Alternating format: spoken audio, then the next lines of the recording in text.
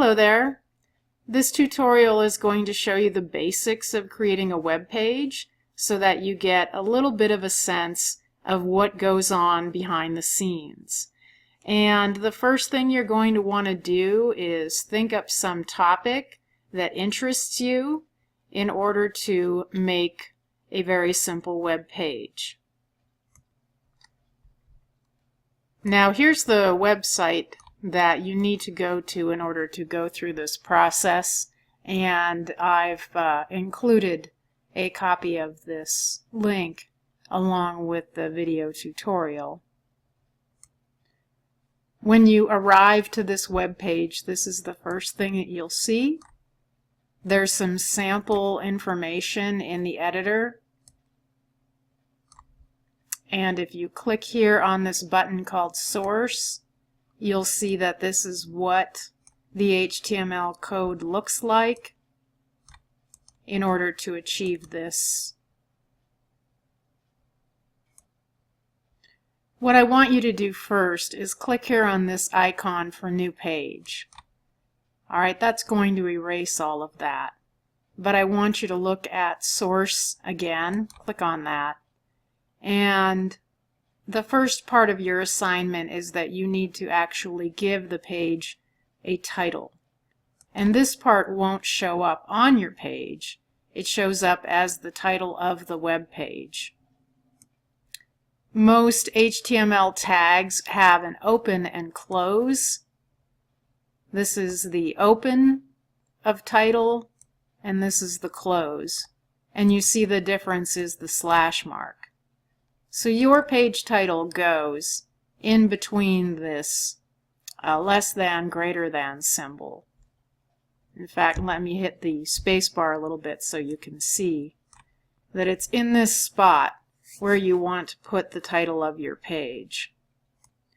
So my web page topic is going to be about an electric piano, and for the title I'll put in a great piano.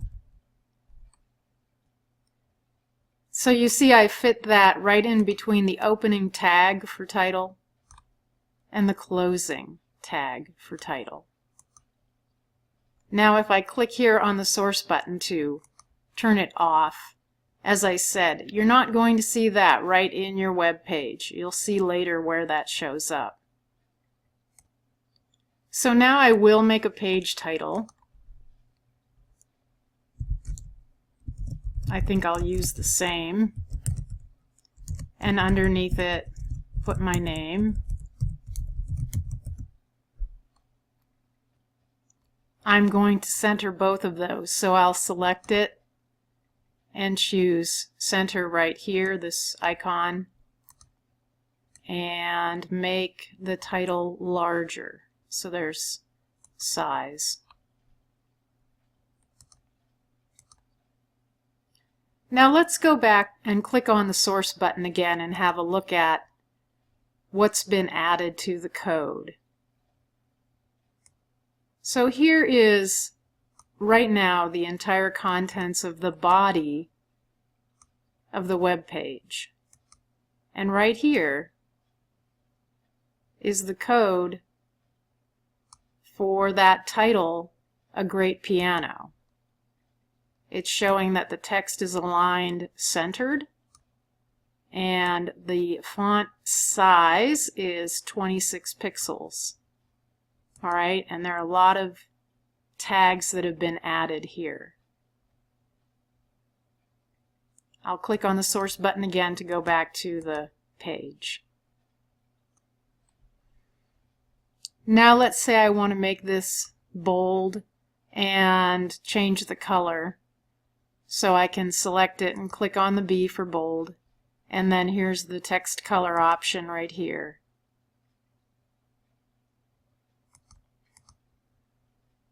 And again, if we click on source, we can see that now there are more tags added for that text, this one being the span style of color. And here's the code for that color that I chose. Okay, that's the hexadecimal code for that color. and click on the source button again to go back to being able to see your information.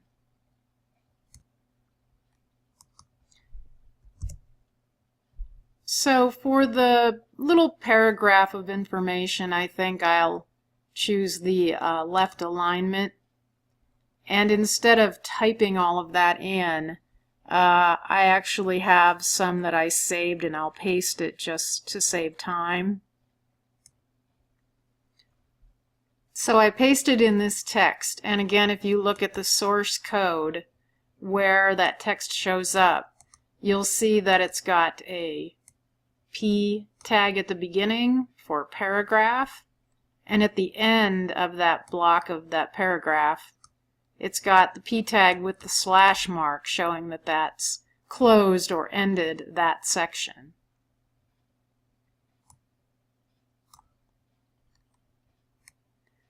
Okay, so this is about an electric piano that I would like to have. And I will be including a photo and a video. First, let me put a short list of some of the features. So here are some features of the piano, and maybe I'll even put that in italics. So then I need to type in a list, and then I will select it and create a bulleted list out of that. Now I've already typed in some, but let me add one more. So I'll just hit enter, and let's see, this is information from their product description page, something along these lines. Then I can just select all these items that I want to have in a bulleted list and click on this bulleted list icon. Okay, so I've got my bulleted list. Let's see what that looks like in the code. It's right here.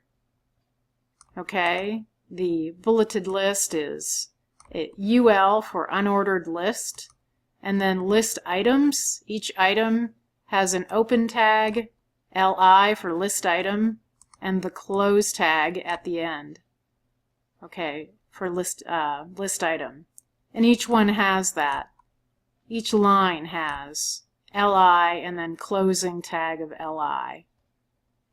And then even a closing tag for unordered list. Okay, that goes with that. So all this goes together. And then it ends up looking like this. If you run into this little red dotted line, just click on this red arrow and it gives you some space to start working with here. Now I'm going to add a photo of the piano, and this process is a little bit different for different browsers. So I'll show you Chrome and I'll show you Internet Explorer. Okay, so let's say I just type in, here is a photo of the piano. And then hit enter. Okay, so let me go to the page with the photo, and right now I'm using Google Chrome, so if I right mouse click over top of this picture, then I get the option to copy image URL, and I can left mouse click on that and go back to my editing page. Up here is a button for inserting image, and this menu pops up. So I can paste in what I just copied, the image URL, and I can, if I click right in here, one of these boxes shows a little preview. I can change how large or small this is going to show up. I can even add a border, which you'll see if I type in a 5, for example. You see how I've got now kind of a heavy black border? And let me click OK. So it popped it in there. I'm going to delete the photo and show you the process for Internet Explorer. Here's that same page, that same photo in Internet Explorer browser. If I point over top of it and I right mouse click, then I choose copy. And again, that same process. Click on the image icon and right mouse button click and paste it in, and you can choose how large or small you want that to be and whether or not you might want a border, and click OK. So it's a little bit different language to get to the copying procedure for where the image is located out on the internet. Now we're starting to need some more space with this online editor, and if you click here on this arrow to resize, then you can drag it down and get some more space because you're going to need it.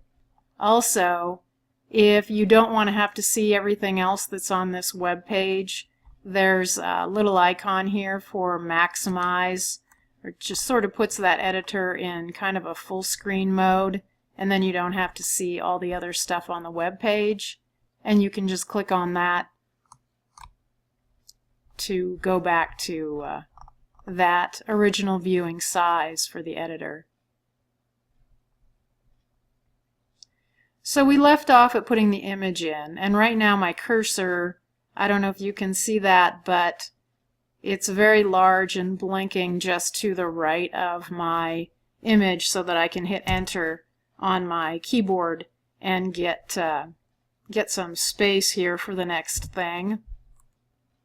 The next item that you need to add is either embedding a video or embedding an audio file that shows up as a little player. So let's see, I found a video that demonstrates this instrument. Here is the video on YouTube. And at the YouTube page, if you scroll down a little bit below that, you can choose from these items. So you want share, click on that, and then we want to use the embed code for this. So you click on embed.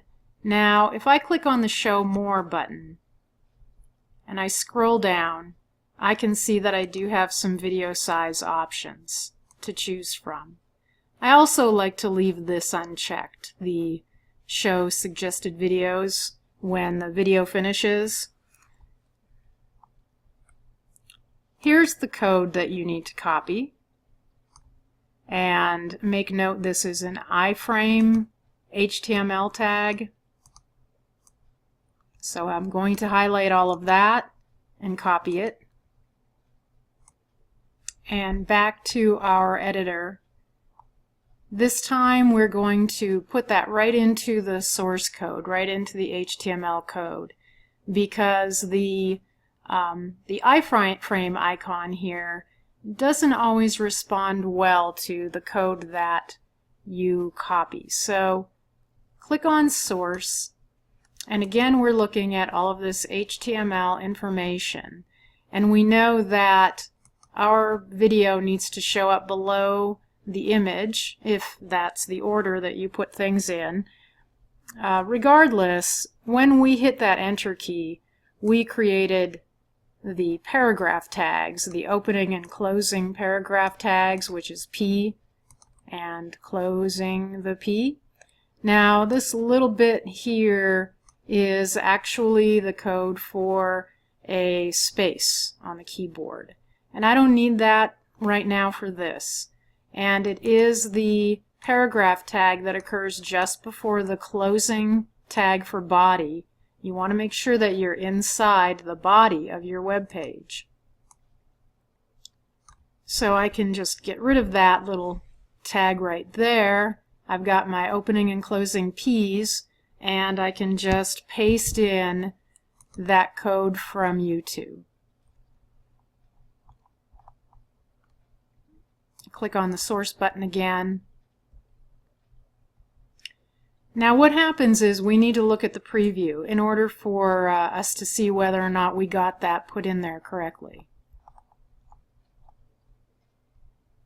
Right up here is the preview button, which will open up another page in your browser. So this is what my page is starting to look like. You know, not great. It's pretty boring.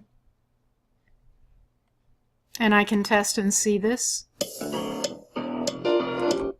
Okay, great. So my video is working, my image is showing up, my bulleted list is here, and so on.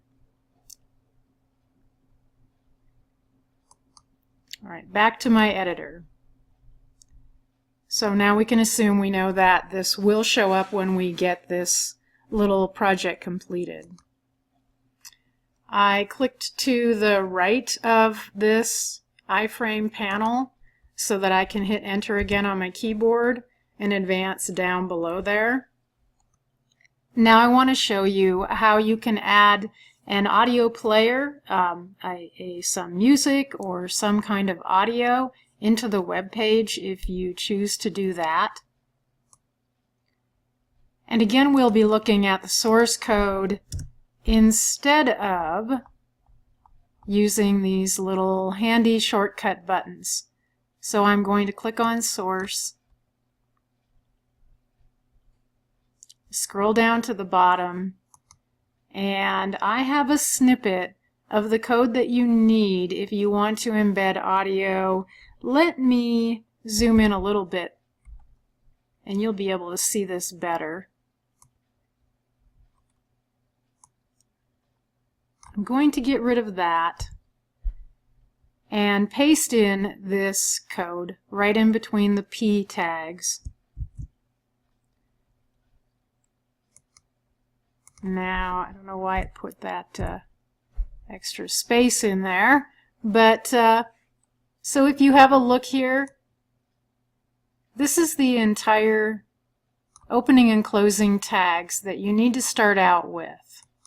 So you can type that in exactly like that. All right. This is 2 quote marks. And again here also, be sure that you have the spaces when it shows a space. And this is for people who might try to, well actually they won't even see the player. If they don't see the player, then they end up seeing this message. So again, this would be your entire opening and closing tags. And I'll show you where you would put in the link to your audio file, such as an MP3 or a WAV. Now, there are going to be so many different ways that you might end up copying a URL to an audio file from the internet. I can show you this one example and give you a couple of tips on what to look for in order to get yours to work okay. In this case, on this page, if I right-click on the download button, then I get an option to copy link address. So I click on that, and then back into our editor.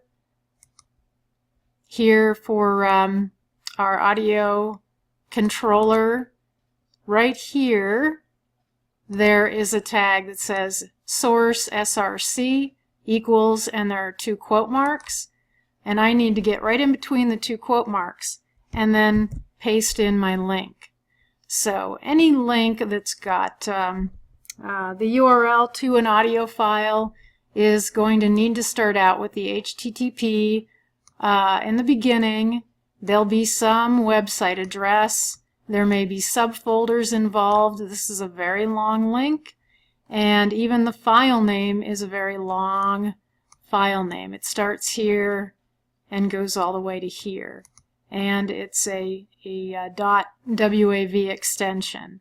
This could have been a .mp3, for example. So if you decide to do this and you want to copy the address to an audio file, then you'll know that your address should be starting out with the HTTP, and it should be ending with something .wav. whatever the file extension is for the audio. Okay, and now let me get out of the source code and look at this, and I believe we have to go into preview in order to get it to play. No? Now I guess that worked out okay. So you can see it shows the player. It's got a little volume control and the play and pause or stop button. Okay? Okay, and I've noticed too that for some reason the way it embedded this, it's not letting me click to the right of it so that I can advance down one more line to add something else. And if you should ever run into that where you're clicking around and you can't seem to get to the next line down in the editor, then all you need to do is again go back to the source code. And what's happened here is that it's got a closing tag for paragraph right after that information for the audio controls, but it wouldn't let me create the next line down. And so if I have to put in my own, and then I can just type in any bunch of letters just so that I have sort of a point to orient me, and then close that tag.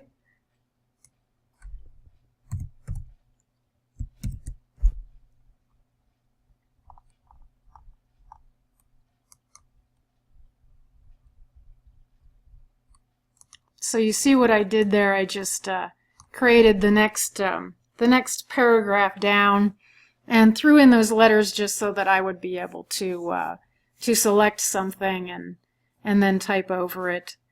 You know, I might want to put in some text, you know, listen to this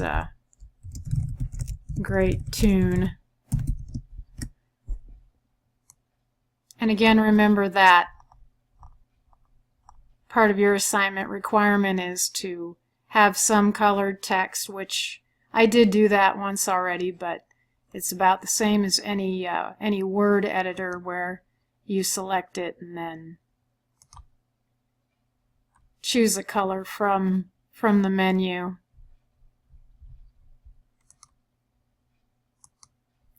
Okay, the last part of the assignment requirement is that you put a link to another web page, at least one. So I've gone back to the page that has the purchase information for that electric piano, and I can just copy that entire address. And then let's say I would put in click here for more info. If I select click here, for example, and then I need to go up to, let's see, where's my little link icon again? I know you are here somewhere. Here you are. Okay, you click on this link icon and paste in what you had just copied. Oh, another thing that's good to do before I close that, click on this Target tab, and you could set it up so that the link will pop up in another browser window or new window. So let's choose Popup. And you do have options for how your pop-up window is going to look, whether or not it's resizable, whether or not it has the menu bar. I think I'll just leave this plain and see what happens. And click OK. Okay, so I've got my click here words linked up, and we'll need to go to the preview to test it. So back up here to preview. Let's see what's going on. We've got the video. We've got the audio. And then if I point over the phrase click here, then I actually got a window to pop up. So that's all seemed to work out pretty well.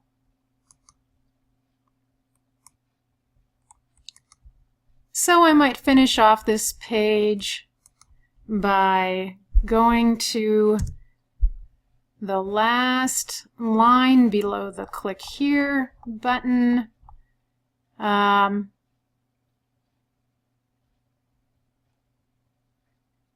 Maybe insert horizontal line down there. That sort of indicates the end of the page. One last test. So at least there's a little bit of space at the bottom below my last phrase. Alright, now let's see how to save this and put it into the classroom forum. We'll go to look at the HTML source code. We need to copy this entire collection of code. So here's a select all, and let's copy that. Make sure we're getting everything from the very top of the page to the very last bit of the closing tag for HTML. Now you need to open up a plain text editor on your computer. I'm using Windows Notepad. And I will paste in all of that code that I copied. Now it's important when you name this file, you have to change the extension from the default for this editor. So you choose File, Save As, and choose a location wherever on your computer that you want to save it. You need to name your project.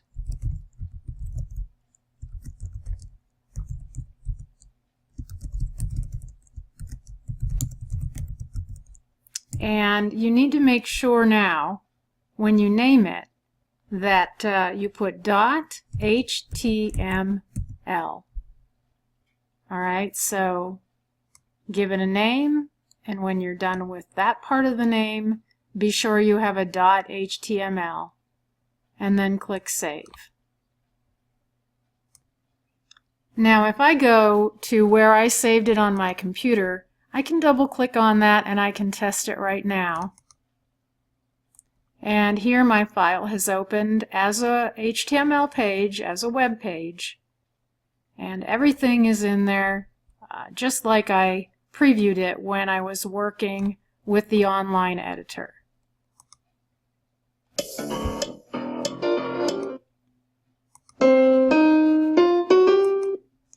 Now, of course, remember that a couple of these, well, for one, this is linked to a YouTube video on the internet. This was linked to an audio file on the internet. All of these things, because they were linked to images and audio files and whatnot on the internet, if you were trying to preview this on your computer and you didn't happen to have internet access at the time, then none of this is going to work, okay? This is dependent to whether or not you are online. So once you've got your file saved and you previewed it, then you'll log into the classroom and go to the assignment area to upload that. And I've provided that list once again of the items that you should have included as a minimum. And then look at this section here where you do have to answer a few questions, and I'll show you how you find the information for that. But the first one is, what are the hexadecimal values for your colored text? And show the entire code that allows viewers to see one of your images, and show the code that you used for larger text size. So you scroll down below this list of items, click on Add New Discussion Topic,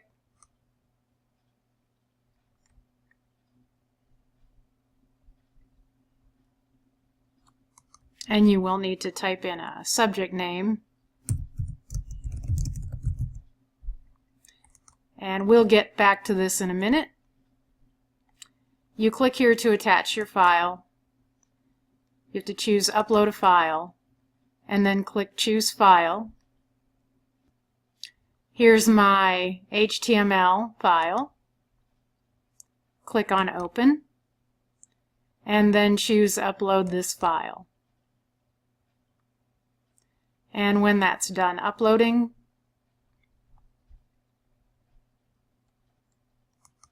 you need to go back and answer the few questions here in item number 2.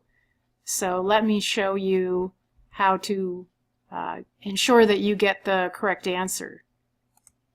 I can open up Notepad again on my computer and open up that file that I saved.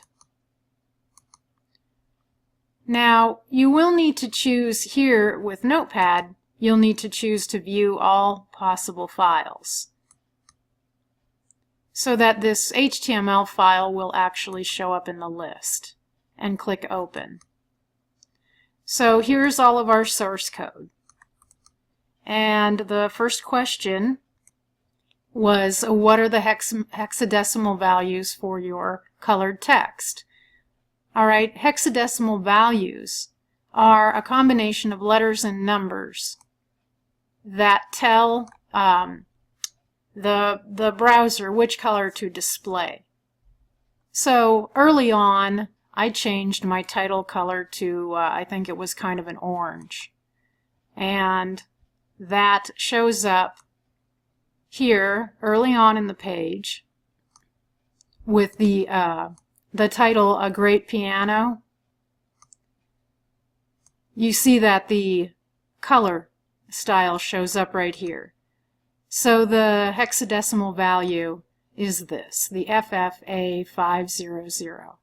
And if you had anything else in color, which I think I did near the bottom, here's some color here for the where I changed that text to, I think it was a red. So this is the hexadecimal value that I would type in, and so you need to look for that. That would answer question 1. The next question was, show the entire code that allows your viewers to see an image on your web page. And I had just one image, and let's see. Well, here was the caption for it. Here's a photo of the piano. So if I look below that, I can see that there is a HTTP address and a very long bit of information that ends with a .jpg, and that's the link to that JPEG image. So in order to show that I've got all of the code for the image, and I can, leave in the p tag or not, but minimally I want to make sure that I copy and paste this in as my answer to that question. Okay, it starts with the less than symbol, the img for image, and so on. Okay, so you have to look for all of that code. This is showing the width and the height of the image, and this is the closing tag for it at the very end. You see? And all of that shows up in between paragraph tags. The P is before it and the closing P is at the end of it. So I would copy that and paste that in as my answer. And that third question was to show the code that's used to make text size larger. And I know I only did that right at the beginning there. The page title, not the header title. Remember, we did the header title at the very beginning. That's not the one you're looking for. It's the one that's inside the body, and it was right at the top. So let's look here at this. All of this information. the title being A Great Piano, and it was regarding font size. So that shows up right here as 26px, meaning pixels. So you can copy in all of that, and you want to get to the end of the span tag too. And in my case, I also made it bold, which the tag for that is strong. But minimally, you want to make sure that you've copied all the code that involves the span style, font dash size, and then showing the closing tag for that span, which is back here. All right? So the point of this is that if you can find and identify this information, then at least you've learned a little bit of something on how this how the HTML code works, how these tags work. So you would copy and paste that in as your answer to that third question. All right, so I pasted in my answers. The colors I used were this and that, and I pasted in that entire tag for the image so that it would appear on the web page, and I pasted in that entire tag for the font size on the page title. Okay, and then I had already attached my HTML file. So I can post that to forum, and then let me show you one real quick thing. When I go back and look at the other student posts, and there'll be a list of them here, once you click on that discussion, you'll see that the link to their HTML file is right here. And when you click on it, it will get downloaded to your computer wherever your computer downloads files to. At that point, you can click on Reply and respond to the students as outlined in the project instructions. So I think that that is plenty of information to get you to successfully complete this project. And if you have any questions, just email me.